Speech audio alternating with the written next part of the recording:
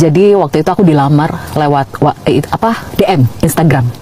Jadi si istri itu mencoba untuk melamar aku supaya mau jadi istri suaminya, istri kedua.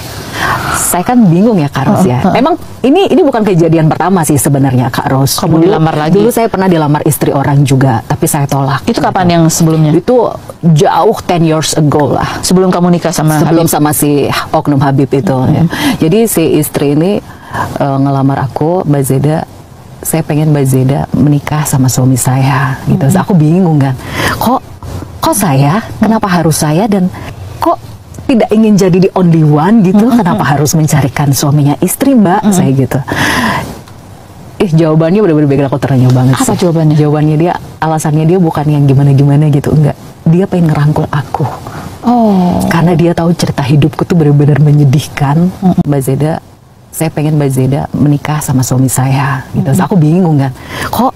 Kok saya? Kenapa harus saya, dan kok tidak ingin jadi the only one gitu? Padahal ini yang minta istrinya? Istrinya. Istri sah. Istri pertama. Dan dia anggota dewan. Istrinya cantik banget, bisa punya anak. Istrinya juga mapan.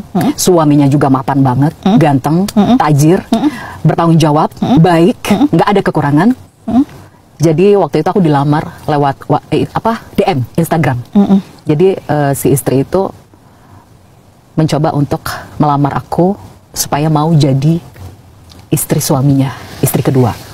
Saya kan bingung ya Kak Ros ya. Memang ini bukan kejadian pertama sih sebenarnya Kak Ros. Kamu dilamar lagi? Dulu saya pernah dilamar istri orang juga, tapi saya tolak. Itu kapan yang sebelumnya? Itu jauh 10 years ago lah. Sebelum kamu nikah sama Sebelum Habib? sama si Oknum Habib itu. Ya.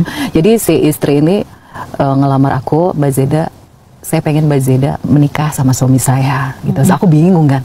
Kok saya? Kenapa harus saya, dan kok tidak ingin jadi the only one gitu? Kenapa harus mencarikan suaminya istri, Mbak? Saya gitu.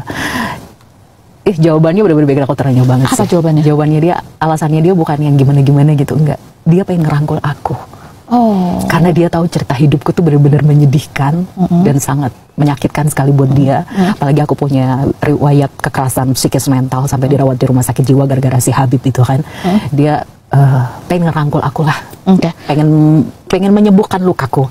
Saya yakin suami saya bisa menyembuhkan Mbak Zeda. Itu bikin aku jantungku tuh rasanya, ya Allah, ada ya bidadari kayak begini, Masya Allah. Ini jawaban istri yang baru-baru ini? Iya. Yang baru-baru ini Iya. kan? Kalau yang 10 tahun lalu jawabannya apa? Kenapa? Kalau yang 10 years ago itu aku nggak mau Nggak aja. nanya? Nggak mau aja? Nggak mau aja. Waktu itu karena nggak mau aja, nggak kepikiran poligami? Kalau itu dia alasannya karena nggak bisa punya anak kan.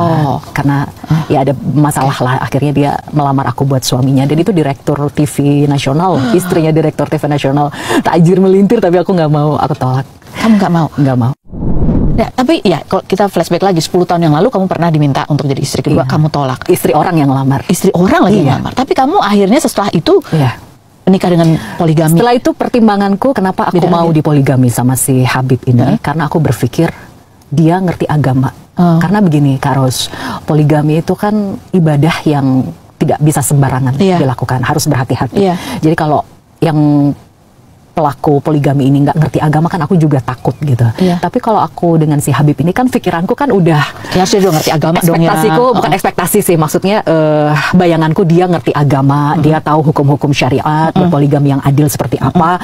Nggak mungkin lah dia nggak bisa memuliakan seorang istri. Percaya aja pokoknya. Percaya, dia kan bukan kelasnya bukan ustadz biasa lagi, udah kelasnya habaib gitu kan. Maksudnya kelasnya habaib, ilmu agamanya pasti lebih baik dong, lebih tinggi lah, apalagi dalam pikiranmu tuh. Iya, dalam konteks poligami gitu. Ternyata ya itu tidak menjamin sih. Bahkan dia malah lebih parah sih. Lebih parah zolimnya daripada lelaki biasa.